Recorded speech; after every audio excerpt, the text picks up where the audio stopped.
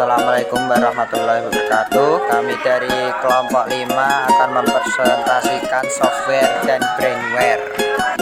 Kelompok yang pertama Amardido, 2 Dwi Meta Subjorini, 3 Erlangga Dava, 4 Muhammad Kelvin Norma Arif, 5 Galang Amin Nur Ramadan. Software adalah perangkat lunak atau peranti lunak, adalah istilah khusus untuk data yang diformat dan disimpan secara digital, termasuk program komputer, dokumentasinya, dan berbagai informasi yang bisa dibaca dan ditulis oleh komputer.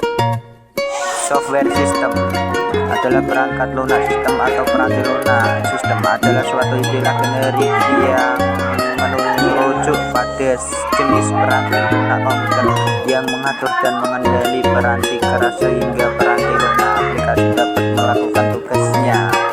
Berikut adalah contoh software system. Yang pertama, Microsoft Windows atau yang lebih dikenal dengan sebutan Windows adalah keluarga sistem operasi yang dikembangkan oleh Microsoft dengan menggunakan antara muka pengguna grafis.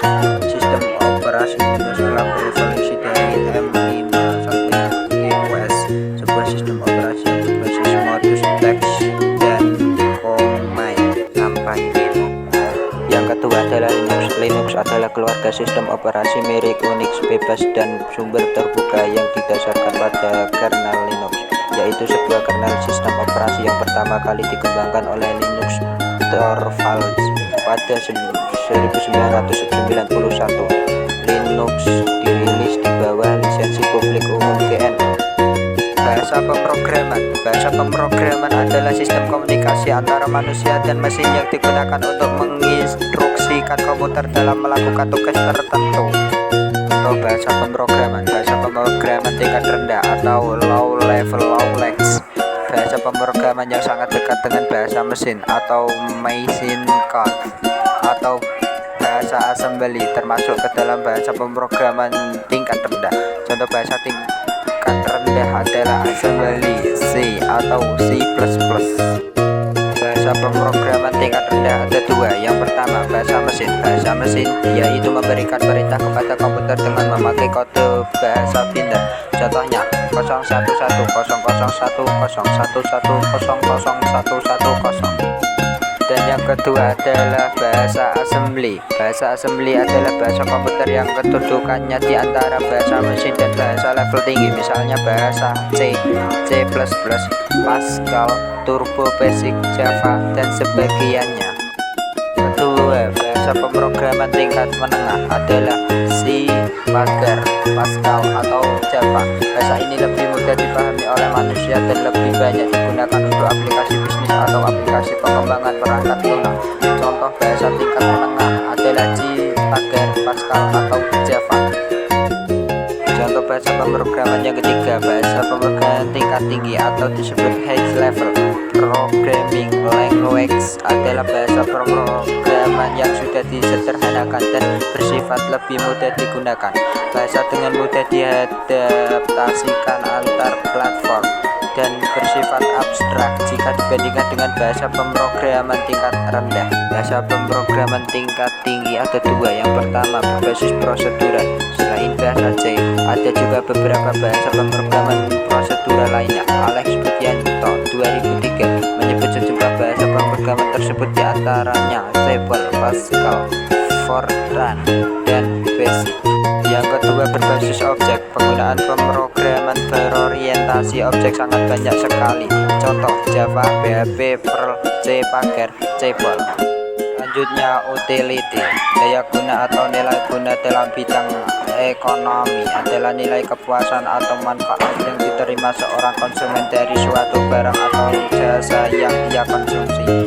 Jika tingkat kepuasan yang semakin tinggi, maka semakin tinggi pula nilai guna suatu barang atas jasa tersebut. Contoh utility. Yang pertama, antivirus atau anti-malware adalah tools pendeteksi ancaman yang dirancang untuk menghilangkan semua jenis virus, malware, dan ancaman dunia maya lainnya dari perangkat Anda. Yang kedua, data synchronization tools. Tools ini membantu mensinkronkan data antara 2 dan lebih device. Tools sinkronisasi data diperlukan untuk mengakses data dari mobil, device, dan cloud. Yang ketiga, debugger. Debugger biasanya dipakai oleh programmer untuk menguji dan mendebug program yang sedang mereka buat. Selanjutnya, software aplikasi. Perangkat lunak aplikasi adalah perangkat lunak yang berfungsi membantu manusia menyelesaikan suatu pekerjaan pada bidang tertentu. Contoh software aplikasi. Yang pertama, Office. Microsoft Office adalah perangkat lunak paket aplikasi perkantoran buatan Microsoft dan dirancang untuk dijalankan di bawah sistem operasi Microsoft Windows dan Mac OS X. Yang kedua, WordPad. WordPad adalah perangkat lunak pengolah kata yang disertakan dengan Windows 95 dan versi lebih baru hingga Windows 11. Yang ketiga, Microsoft Excel. Microsoft Excel atau Microsoft Office Excel adalah sebuah program aplikasi lembar kerja yang dibuat dan didistribusikan oleh Microsoft Corporation yang dapat dijalankan pada Microsoft Windows dan Mac OS.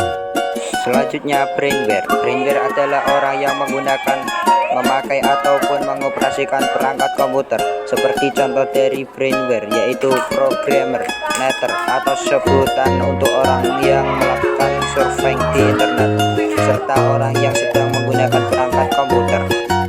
Jenis brainware. Yang pertama, analis. Analis adalah orang yang bertanggung jawab dalam merencanakan, menentukan serta memberi rekomendasi sistem atau software apa yang cocok untuk kebutuhan bisnis perusahaan.